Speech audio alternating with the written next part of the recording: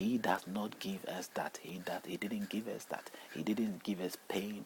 He didn't give us all those things that we suffer, that we sweat, that we cry out for. He didn't give that to us. It was a pronounced punishment that comes unto us according to the Bible. Let's think along this line. Let's pray in the line that is specified for us to pray. And if your prayers avails nothing, or is in vain, what's the point in praying? But that does not mean that there aren't other means of worship. In a very long time as we live, there are spiritual things going on. Even in the days of the Jewish writings and all that. So, which Moses was even challenged by spiritualists. They also devised their own means. But even them sort of agree that there is a higher and a very strong and powerful God than them, as Moses demonstrated his power and his God to them.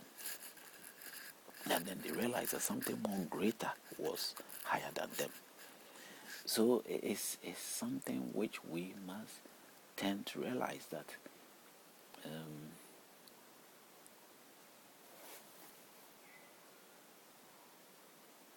the idea of God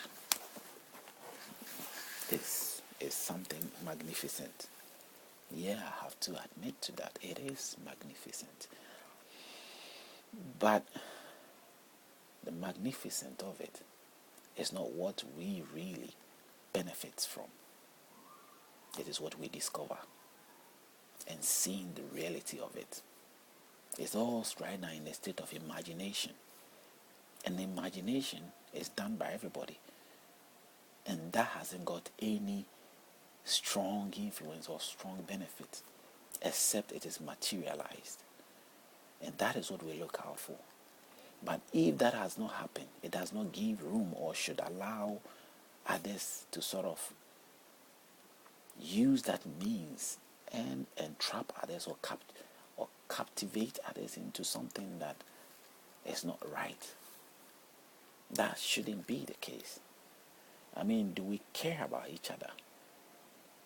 Do we seriously care about each other? Or we still think that the trivial issue is what we should care about? Do we really see the point that we have to make sure that we are not in contradiction with each other when it comes to the idea of God? We have to know that God is a supreme being. And his ways and his means are meant to be viewed as you know, life goes in life, as life is going on. You can see the things that are happening that God has not strike. I know there will be earthquake, some tornado, something might happen and somebody, oh, God is striking. No. I mean, it can happen at so many instances.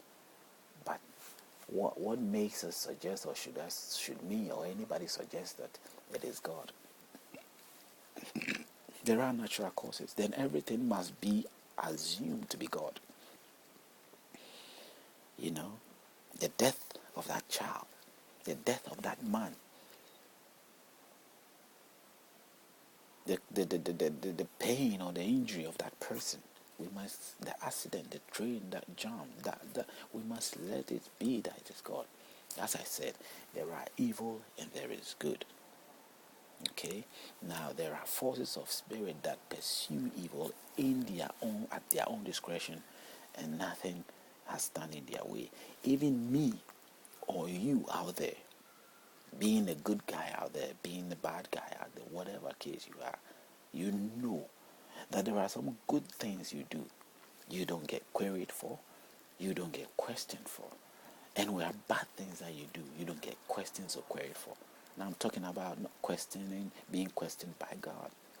You ever heard God question you? Maybe you are part of those who dream and have a state of some conscious state which you sort of feel that God is. I've been there before, where I feel guilt was coming into my life as a result of listening to some of the things in the Bible. And by reading to Psalm 32, of which David explanation of the story tells us that David was in that state,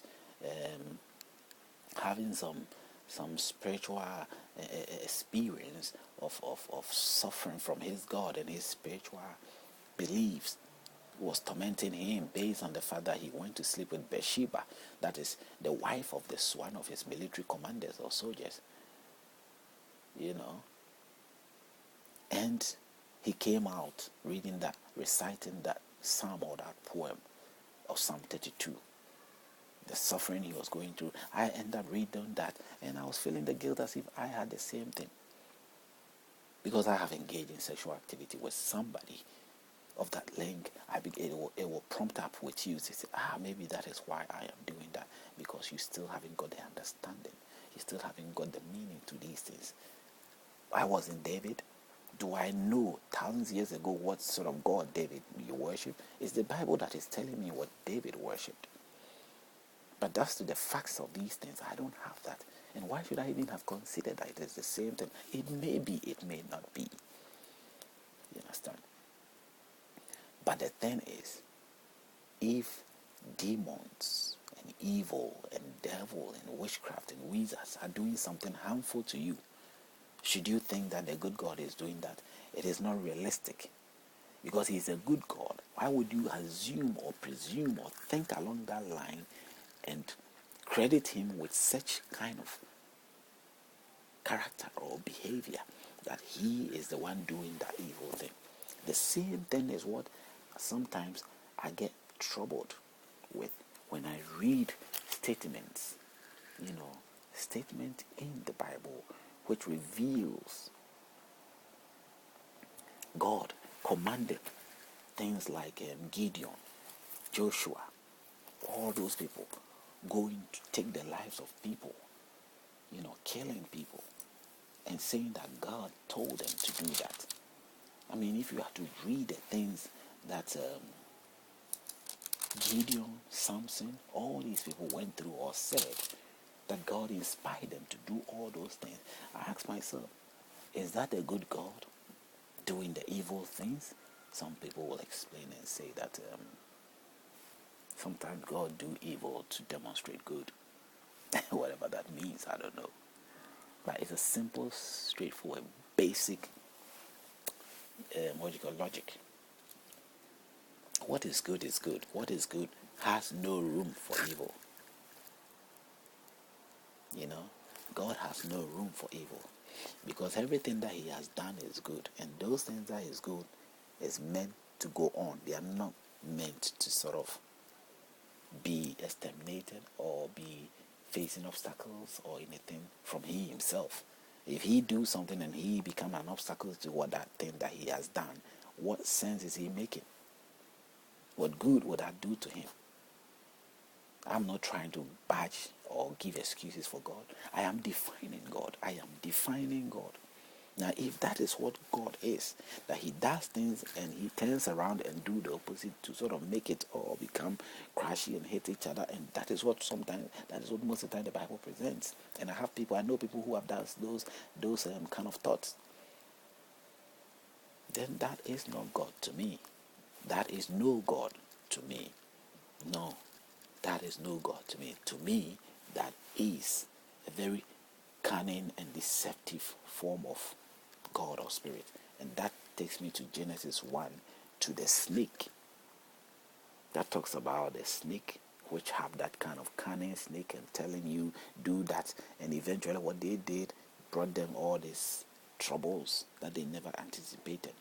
That tells me from Genesis, a God, Jehovah, who is being presented as someone who knew that wearing clothes may be good for us, or eating fruit was not was eating such a fruit would be bad, and then he puts it there to tempt us to go and take it, and then later he will come and punish us.